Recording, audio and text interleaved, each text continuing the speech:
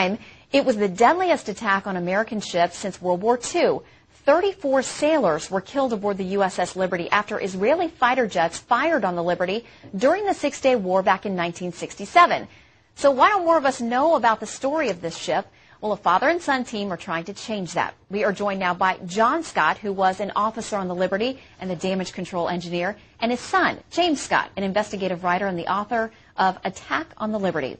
Gentlemen, thank you both for coming in today. Thank you for having John, I have to ask you, what was that day like?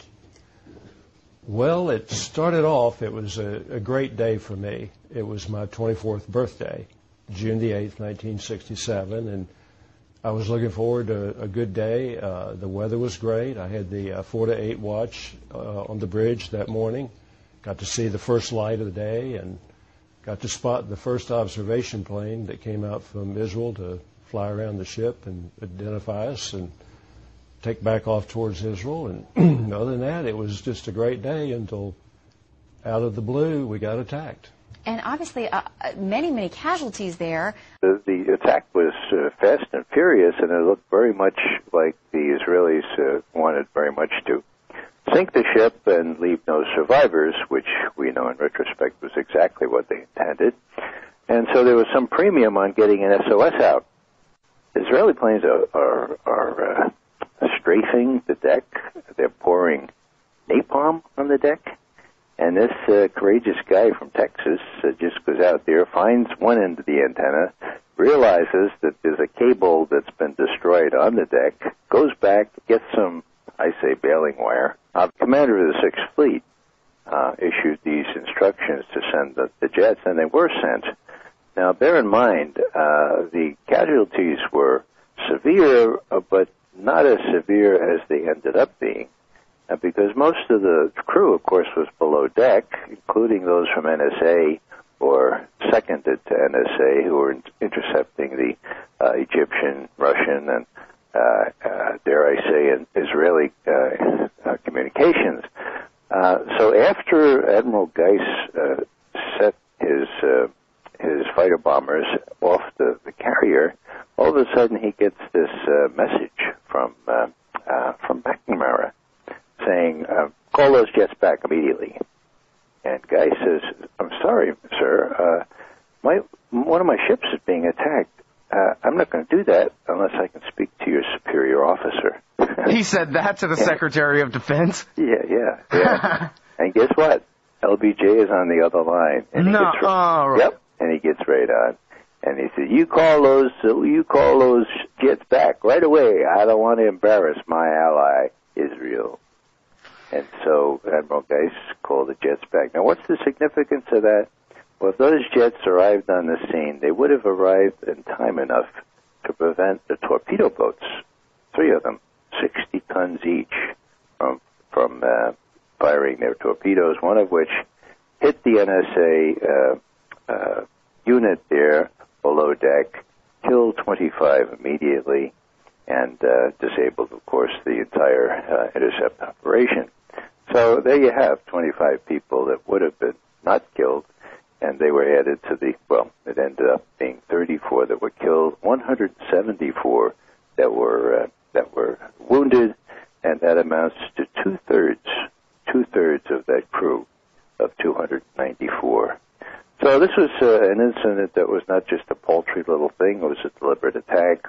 We know from the intercepts between, pilot to control tower. But that's an American flag. That's an American flag. Bomb it. Strafe it. Carry out your orders. These things were heard by my colleagues. I was on sort of active duty, you might say, at the CIA at the time. And I know that my colleagues heard the attack.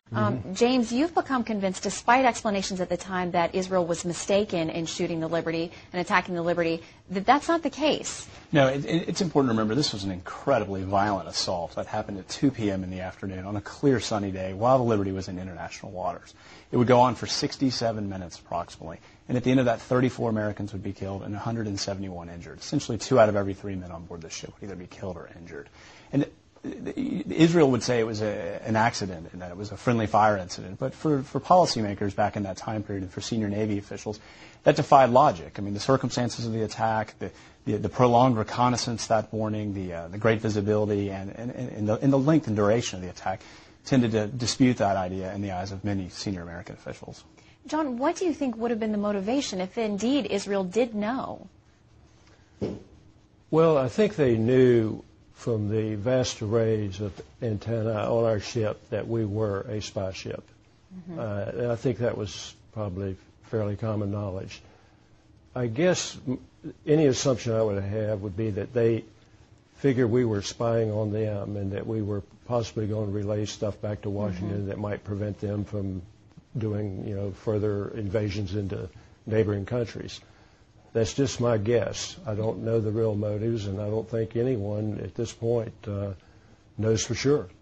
Ask you this. Sure. They must have had some real good reason to want to attack an American boat, because just think, if the truth got out to the American people at large that Israel had committed an act of war such as this, then that could cost American support for Israel over the long term. I mean, this is a major gamble they were playing. Why in the world would Israel do such a thing, Ray?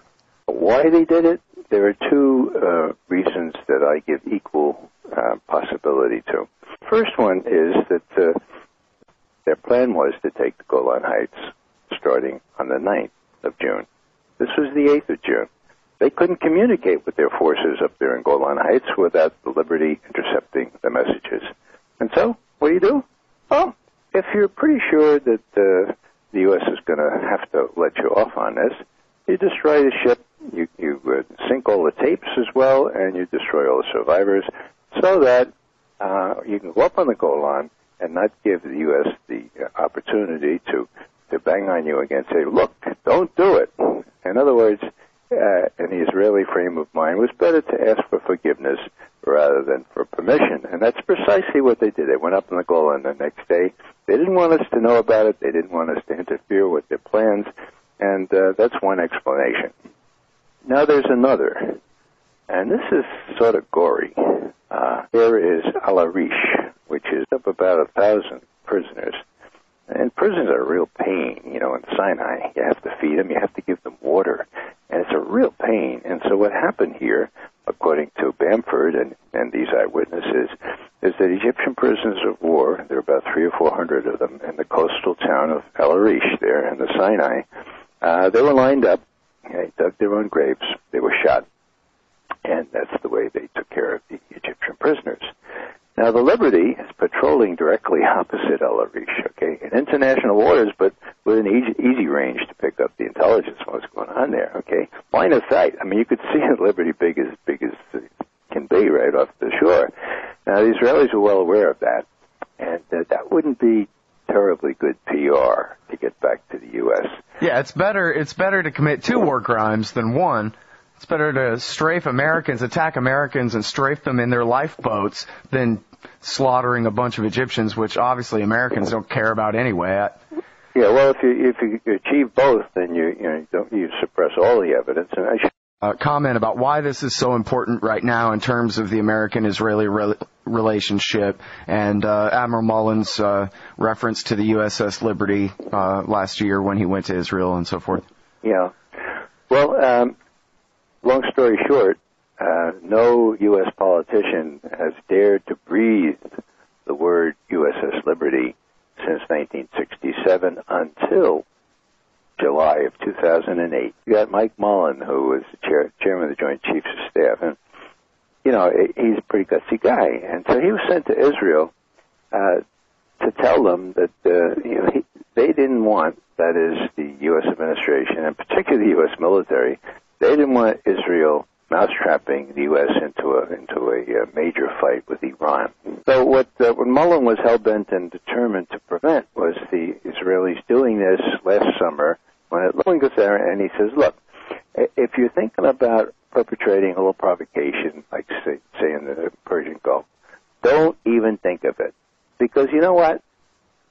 We know what happened to the USS Liberty on June 8th, 1967, and it ain't going to happen again.